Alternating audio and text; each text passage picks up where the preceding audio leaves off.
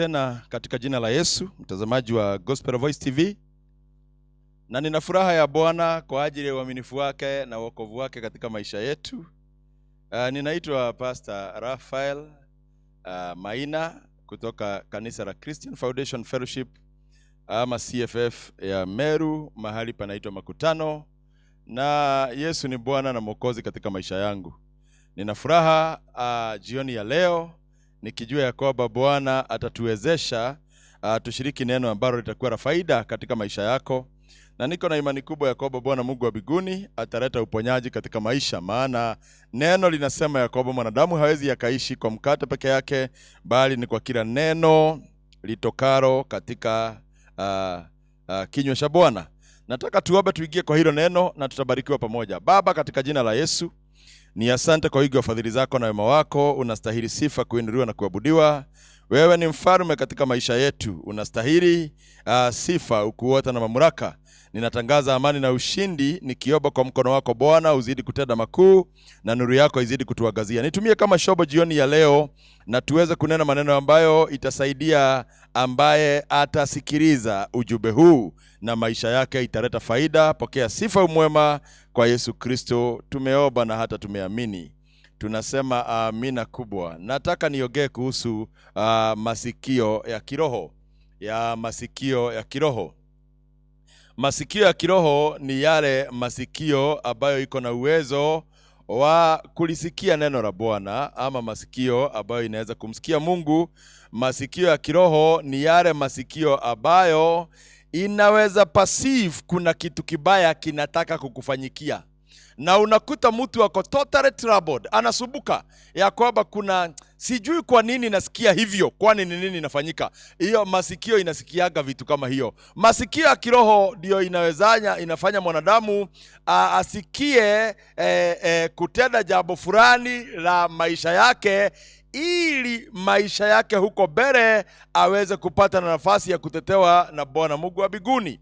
Masikio ya kiroho ndio husababisha mtu asiingie kwa shimo akijiona mshana. Unaelewa, kuna wakati mtu anatembea na maisha yake hivi, unakuta ya kwamba umeigiza maisha yako yote kwa shimo. Unarudi kuregret na ulipewa warning zote na ulikuwa unaziangalia hivi, ama unasikia sauti zinakuambia lakini hausikii. Neno la Bwana linasema in the book of Isaiah ya kwamba sitaondoa walimu katikati yenu, na utasikia sauti nyuma ya masikio yako ikikwambia, this is the way, walk ye in it. Hivi ni kukwambia ya kwamba walimu wanakuaga in your path always of life, lakini masikio ya kiroho lazima isikie hiyo sauti ya walimu wanaokuambia hii ndio njia ya kweli uweze kuifuata. Hatari ya maisha haya ni hivi ya kwamba ukikosa kuwa na hiyo masikio ya kiroho, reality ni hii: kuna siku utaingia kwa shimo, kuna siku utarara nje. Reality ni hii: kuna siku utalia machozi. Na si ati kwa sababu Mungu alitaka ulie, ni kwa sababu masikio ilikuweko na haukuweza kusikia. Masikio ilikuweko na haukuweza kusikia. Ningependa uelewe hivi. Proverbs chapter 20 and verse 12. Proverbs chapter 20 and verse 12.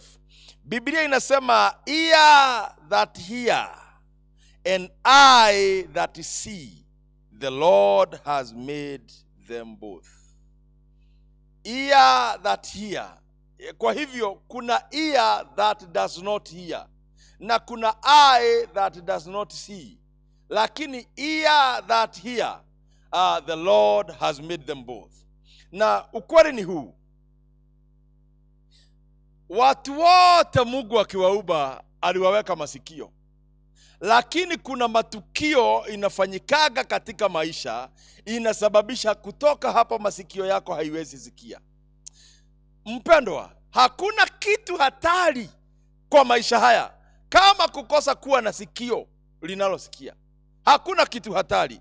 Ninajaribu kutizama maisha ya mtu kama Abraham, ambaye aliambiwa na Mungu katoe Isaka, na akasikia akiambiwa katoe Isaka. lakini akafika tena akaambiwa ya kwamba usitoe, nitakupatia kondoo. Na ukweli ni ya kwamba kama angesikia sauti ya kwanza akosa kusikia sauti ya pili, ageua. Reality ni hii, kila mmoja aliyoko katika uso wa dunia, afadhali ukose kusikia sauti nyingine yote, lakini usikose kusikia sauti ya Mungu.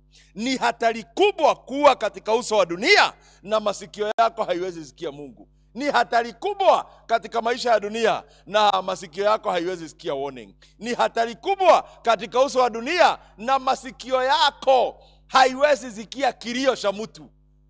Bwana Yesu asifiwe. Ninaongea hivyo ndivyo uweze kujielewa ya kwamba do you have that ear that hears? Uko na hilo sikio ambalo liko na uweza wa kusikia. Sasa basi, Wafalme wa kwanza 22 na mstari wa 17. First King 22 and verse 17. Inaongea kuhusu mtu ambaye anaitwa Ahab. Amepanga vita na anaenda kupigana na mji unaitwa Ramoth Gilead. Na changamoto ni ya kwamba masikio ya Ahab haisikii kitu. Hiyo ndio shida kubwa, masikio ya Ahab. Na alikuwa anajielewa. Na alipoelewa ya kwamba masikio yake haisikii kitu, Biblia inasema ya kwamba akatafuta manabii 400 ambao watakuwa wanamsikililia, kama hiyo ndio Kiswahili, ambao watakuwa wanasikia kwa niaba yake, na wanaenda wanamwambia tumesikia hivi na tumekuja kukuambia. Ahab hata kama alikuwa hasikii, alikuwa anaelewa umuhimu wa masikio kusikia. Ahab hasikii, lakini anajitafutia manabii 400 ambao watakuwa wanamwambia inasemwa hivi, kwa hivyo ni hivi. Na can I tell you, kilichosababisha mfalme Saul aende akatafute akaamushe nafsi ya Samueli akiwa amekufa ni shida ya masikio. Maana kama masikio yake ingekuwa inasikia Mungu, ukweli ni ya kwamba Saul nafikiri hangekufa mapema. Ungekuwa na haja gani ya kuweza kutafuta Samueli alikuwa amekufa? Haja gani aende akaamushe nafsi ya Samueli imwambie mambo fulani kama masikio yake ingekuwa inasikia? Reality ni hii, hata hawa wafalme walielewa umuhimu wa masikio. Walielewa the need to have a hearing ear. Walielewa the need. Na mimi nakuelezea hivi ndio uweze kuelewa umuhimu wa masikio yako kusikia. Biblia inasema hivi, Ahab alipojua ya kwamba anaingia kwa vita, na alikuwa ametafuta rafiki yake ambaye alikuwa ameoa binti yake, na aliposikiza vile manabii 400 wanaongea, akauliza kwani hakuna nabii mwingine ambaye anaweza tuelezea? Uelewe hivi, manabii 400 ambao Ahab alikuwa ametafuta walikuwa wanasikia tu kulingana vile Ahab anataka. Hawakuwa wanasikia kutoka kwa Mungu. Hatari ni hiyo. Unaweza kuwa na masikio inasikia watu peke yake, inasikia watu, lakini anything inatoka kwa Mungu hauwezi sikia. Hii ndio hatari ya masikio. Yaani masikio yako ndio inasikia, lakini inasikia watu peke yake, lakini kinachotoka kwa Mungu inakunyima uweza wa kupambanua na kuisikia. Sasa basi, Jehoshaphat akasikia ile kitu hawa watu wanaongea, na akataka kutafuta second opinion. Second opinion ni yasikie na Mungu naye anasema nini. Maana alifikiria hawa watu hata kama wanasema nenda katika hiyo vita utashinda, you are going to go them, na akasikia tofauti. Akauliza na kukasemekana kuna nabii anaitwa Mikaia, lakini Ahab mwenyewe anasema ya kwamba huyu anaitwa Mikaia hakuna kitu kizuri changu. Kwa hivyo alikuwa amefika level akaziba masikio. Hakuna kitu kizuri, maana hakuna kitu kizuri ananiambianga, kwa hivyo masikio yangu haitaki kusikia. Sijui kama umeziba masikio ati ya kwamba mzazi wako hawezi kukwambia, maana anakemea hizo nguo unavaanga. Sijui kama umeziba masikio ati kwa sababu neighbor haongeagi uzuri wako, ninamjua kutoka zamani, hanipendi. Sasa ukaziba masikio ati ya kwamba neighbor hawezi niambia chochote. Sijui umeziba masikio ya kwamba ndugu yangu mkubwa anakuaga na shida na mimi, hakuna kitu anaweza niambia. Listen, Daudi alikemewa na ndugu yake Longili, lakini hakuziba masikio. Alisikia hiyo na hakuibeba kama offense. Hatari kubwa ni ya kwamba uweke watu fulani siwezi wasikiliza. Unasikia hata watu kwa sasa wakisema fulani hawezi niambia. Hiyo unazibia masikio, itakunyima nafasi ya Mungu. Maana huyo fulani kuna siku Mungu anaweza mtumia akwambia kitu.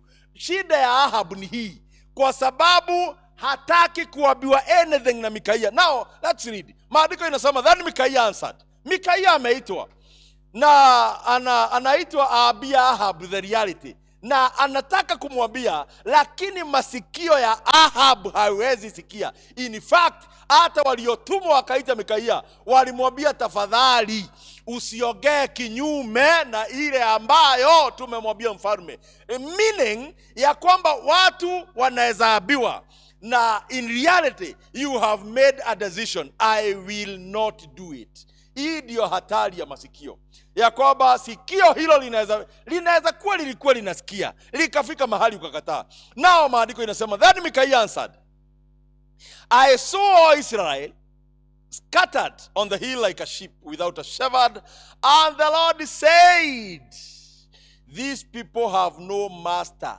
let each one go home in peace. Verse 18 inasema, the king of Israel said to Jehoshaphat, didn't I tell you that he never prophesied anything good about me, but only... Si nilikwambia hawezi ongea uzuri wangu. Meaning the attitude of the heart inafugaga masikio ya watu. Sijui ni mahubiri ya nani ulisikia mpaka ukasema ya kwamba sitaki kusikia mahubiri ya hawa wachungaji, wanaongeaga hivi tu siku zote. Sitaki kusikia wakiniambia ya kwamba nitoe sadaka, ni sadaka tu wanaitishanga. Sitaki kusikia wakiniambia nitoe fungu la 10, ni fungu la 10 wanaitishanga. Sitaki waniambia ninajua nafaa kwenda. Let me tell you, hiyo attitude ilikuwa na huyu jamaa anaitwa Ahab. Akaweka masikio yake pamba, hakuna vile Mikaia anaweza kumwambia. Na ukweli ni ya kwamba anamwambia, nimeona wana wa Israeli wametawanyika kama kondoo hazina mchungaji, na Bwana akaniambia kila mtu aende zake nyumbani, maana hakuna mtu atawaambia waende. Yule mfalme wa kusanya amekufa, ameuawa. Do you know hiyo vita alienda hata baada ya kuonywa? Kwani hiyo ni masikio ya aina gani? Umeambiwa nimeona wana wa Israeli wametawanyika kama kondoo hawana mchungaji. At the same time hiyo vita anaingia na akaenda. Bwana Yesu asifiwe. Ninaongea hivi ndivyo uweze kujielewa ya kwamba masikio yako ina uwezo wa kusikia kiwango gani. Yaani unaweza kuwa umeseti. Listen. Biblia inasema Kaini akatokezewa na Mungu, akaambiwa, Genesis chapter 4 and verse 7. Nimeona dhambi. Genesis 4. Ni vizuri tuangalie hiyo mstari. Kaini anaambiwa na Mungu, if you do what is right, will you not be accepted? Si hata wewe ukifanya vizuri, si utakubalika. Next inasema, but if you do not do what is right, sin is crouching at your door. It desire to have you, but you must rule over. Paka Mungu anajaribu kumshauri. Ninaona dhambi inanyemelea kwenye mlango ya kwako. Dhambi, I have seen crouching. Nimeiona ikinyemelea. Imagine mpaka Mungu anamwadvise. Lakini masikio yake aishaamua, huyu kijana lazima niue. Huyu hawezi pedelewa na mimi nibaki hivyo. Huyu kijana lazima niue. Hii inaitwa developing ignorance. Sijui ni nani amekuongelesha mara mingi mpaka ukadevelop inaitwa ignorant ear. Sikio la kupuuza. Masikio ikiasha kusikia, mwanadamu huanza kupuuza. Kuna sikio linaitwa the ear of ignorance, ya kwamba sikio likishauriwa linapuuza. La Ahab lilishauriwa likapuuza. La Kaini, Mungu mwenyewe anamwambia, sin is crouching at your door, it desire to have you, but you must rule over. Lazima ushinde hiyo dhambi, ninaona ikikunyemelea. Na ni dhambi gani? Hakuwa ameua Abel. Baada ya hapa ndio anaenda kumuua. Meaning ashaambiwa, ashaonywa, lakini sikio limefika level ya ignorance. Unakuta mtu anaambiwa usiingie katika hii mtaani baya, tafadhali usiku unakuja saa 4 ya usiku. Anasema mimi ninajulikana na kila mtu hapa. Mwisho unafanyiwa vitu vya ujeuri na majabazi kwa mtaa, lakini ulikuwa umeambiwa. Ni sikio limefika level, inaitwa level ya kupuuza.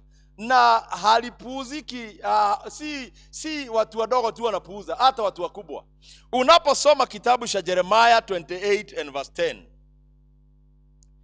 Jeremiah 28 and verse 10. Ahabu alifikiria ati Yakoba ata overtake Mungu, ati mpaka akakataa kuvaa mavazi. Ameambiwa tu akapuuza. Akakataa kuvaa mavazi ya kifalme na akaingia kwa vita. Alikufa kwa sababu ya kupuuza. Sikio likianza kukufa, linaanza kwa kupuuza. Na sijui ni mambo gani unapuuza. Ukipuuza kupanda wakati kumenyesha, hautavuna. Ukipuuza warning zile zinapeanagwa kazini, na ukipuuza katika maisha ya kiroho, hautafika kwa hatima. Biblia inasema kuna nabii hapa na inamuita nabii.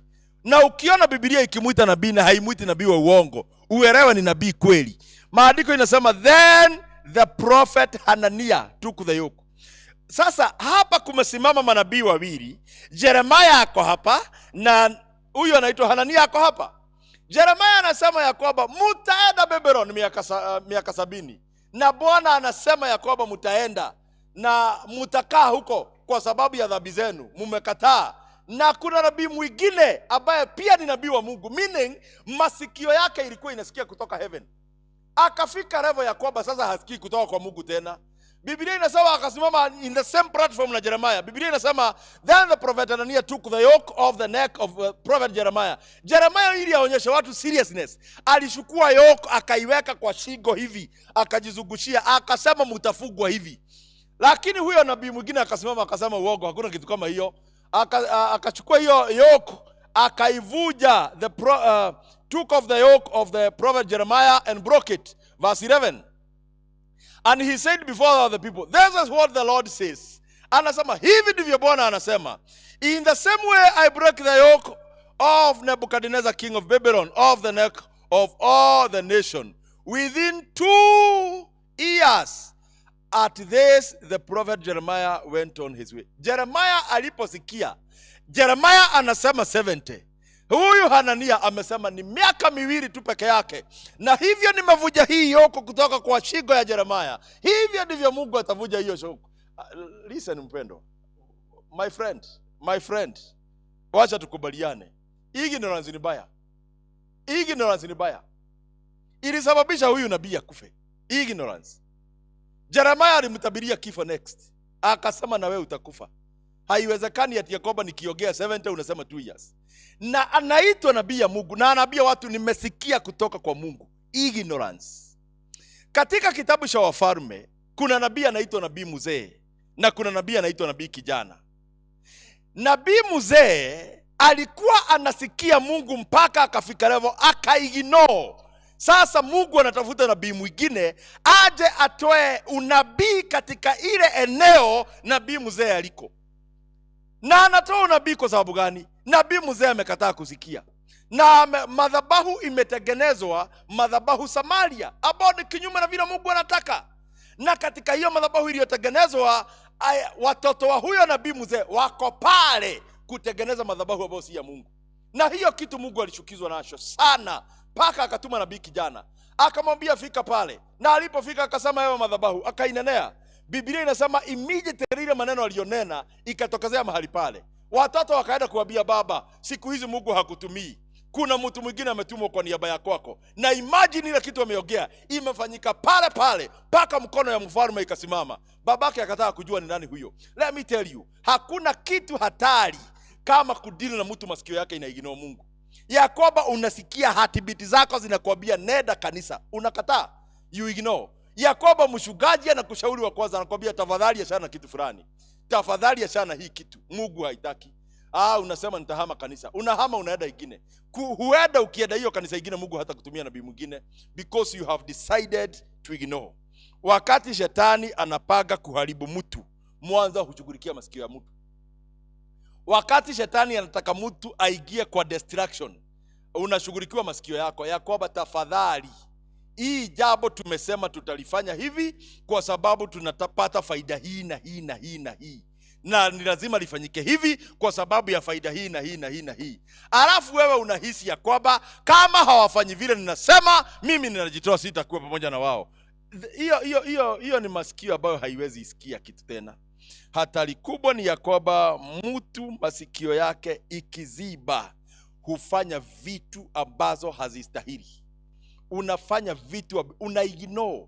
Kuignore ni hivi: umeona mzazi wako amefikisha miaka sijui 70, 80, anakuambia mwanangu, ulioleka watoto wako saa hii ni wakubwa, si uniletee mahali. Yani hauwezi jua ni nini anahisi. Hauwezi jua kama ni kusikia nasikia kifo kinamuita. Alafu unaignore, unamwambia madhe, unajua nagojea haka Karastibon kamalize university. Karastibon kamalize. Umezaa wa kwanza, ukazaa wa pili, hujapeleka mahali. Unasema nagojea Karastibon kamalize university. Basi kakiwa first year ama second year, mzazi anapumzika. Na ndiye alikuwa amebaki tu, yule mwingine alikuwa amepumzika, alikuwa amebaki mzazi mmoja.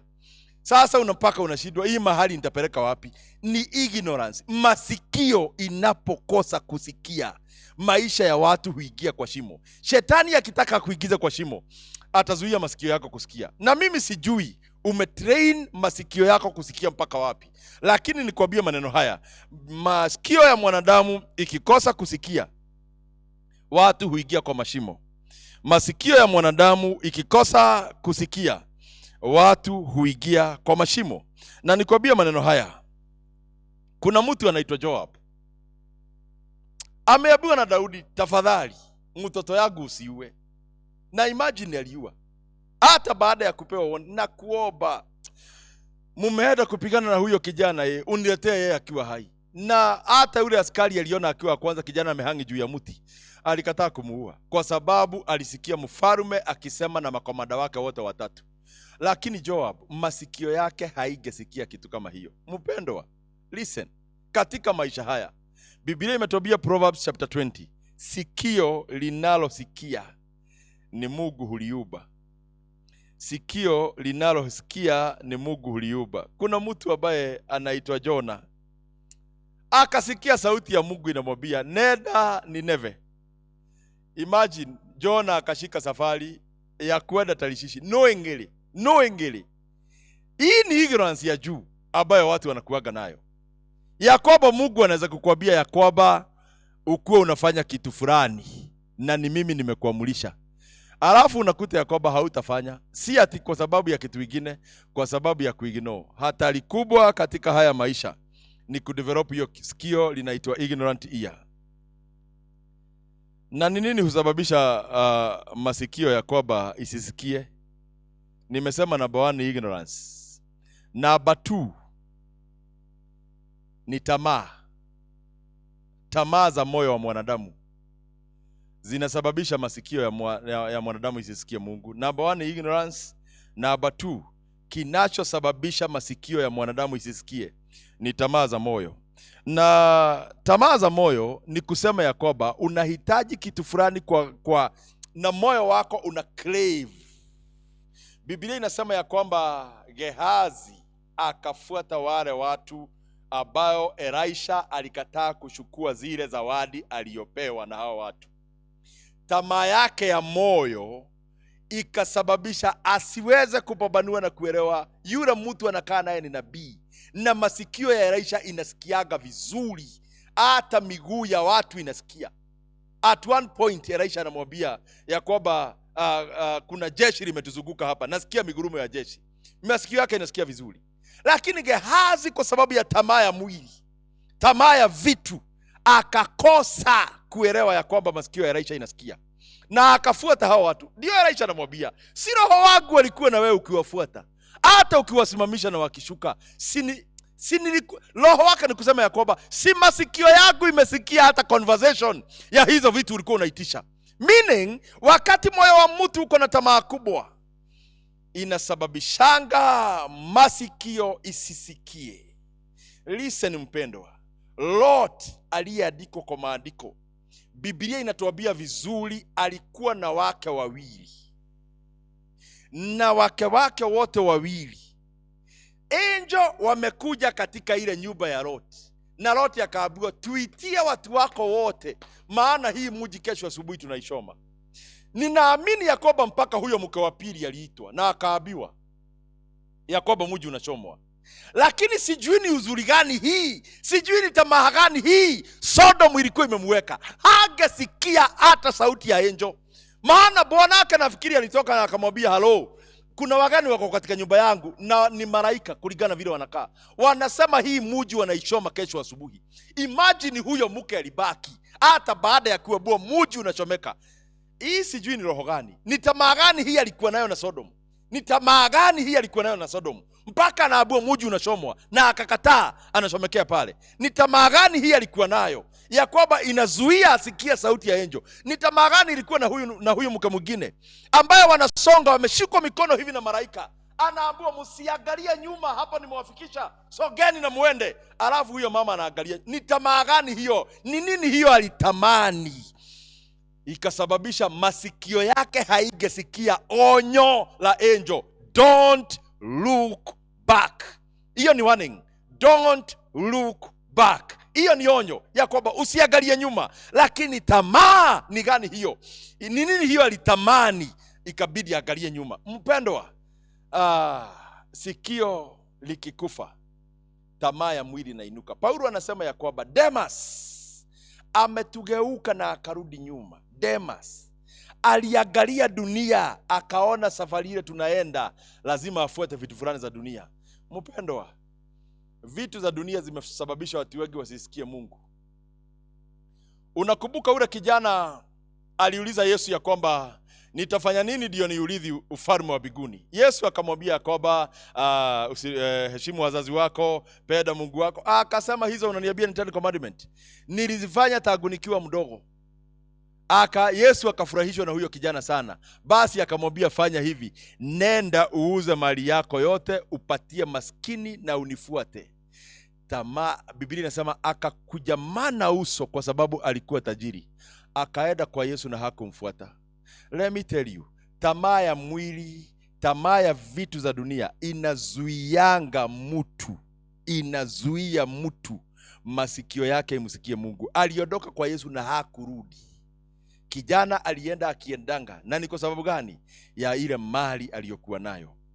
Let me tell you, when you are craving so many things that belongs to this world, the reality is masikio yako itakosa kumsikia Mungu tena. Na mimi nakuomba katika jina la Yesu ya kwamba ni kweli vitu za duniani lazima tukue nazo na tuzitumie. Ukweli ni huu, lakini fundisha masikio yako kusikia Mungu na kufuata sauti yake. Jona alijaribu kukataa hiyo sauti, lakini Mungu akaangalia ni nani mwingine masikio yake iko sharp kiwango hiki. Mungu akalazimisha Jona kwenda na yeye, lakini haitafanyika kwa watu wote kama vile ilifanyika kwa Jona. Train masikio yako kumsikia Mungu. Train masikio yako kumsikia Mungu. Kuna watu wanasikia mara moja, mara hii nyingine tamaa ya mwili na wafunga masikio. Mtu ambaye anaitwa nani? Hanania na Safira. Masikio ilisikia Yakoba wauze shamba wapelekee mitume pesa. The reality ni hii, moyo wao hauko umekamilika. Tamaa ikasababisha wafanye kitu kilichosababisha Hanania akufe kabla siku zake hazijafika. Kusikia alikuwa amesikia sauti ya kwanza, lakini tamaa ikamtoa. Sijui ni nini na kutoaga kwa Mungu. Ati unasema ati kanisani tunaitishwa. Sijui ni nini na kutoaga kwa Mungu. Ati unasema ninasikia kuboeka. Let me tell you, train your ears to hear God. Sikio linalosikia ni Mungu huwa analipeana. Nataka nikuombee hilo lisikio.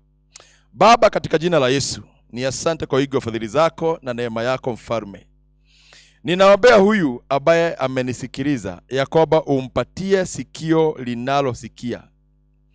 Sikio hili litamwezesha kufuata njia zako bila kupotea. Sikio hili litamwezesha kusikia sauti ya walimu. Sikio hili litaweza kumfanya asikie sauti ya mchungaji. Sikio hili, Yesu ulisema ya kwamba kondoo zangu wanaijua sauti yangu. Meaning kondoo zako wako na masikio ya kukusikia. Ninaombea kanisa la leo ya kwamba tufanyike kondoo zako na tuweze kuwa na hilo sikio ambalo linaweza kukusikia Bwana na tuweze kukufuata. Pokea sifa kwa kuwa ninaamini ya kwamba umetenda. Nikiomba ya kwamba masikio ya ambaye amenisikia siku ya leo iweze kusikia sauti yako na iweze kuifuata kikamilifu. Pokea sifa, umwema, mfalme, tawala na utamaraki. Wewe ni nguvu na ushindi wetu. Nikiomba yeyote ambaye hakusikii, masikio yake ifunguke na aweze kukusikia kwa utukufu wa jina lako. Pokea sifa, umwema, na ni kwa Yesu Bwana tumeomba na kuamini.